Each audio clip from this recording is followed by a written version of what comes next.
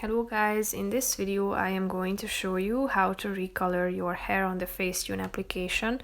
But first I just want to mention, don't forget to subscribe to my channel because at 10,000 subscribers I am going to show you my whole YouTube revenue statistics and growth strategy, how to make money online. So let's jump into it. First of all, open the application on your phone and select a picture that you want to edit.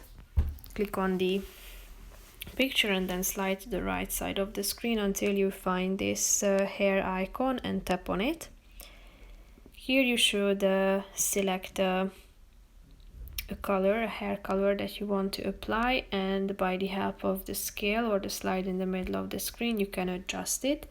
Feel free to zoom in for a more precise application. After selecting it, you can blend it in by tapping on the blend button, and you can also glow it by tapping on the glow icon. So here is the result of changing your hair color. If you want to save the changes, click on the check mark icon down below. So that's pretty much it for this video, guys. See you in the next one. Bye bye.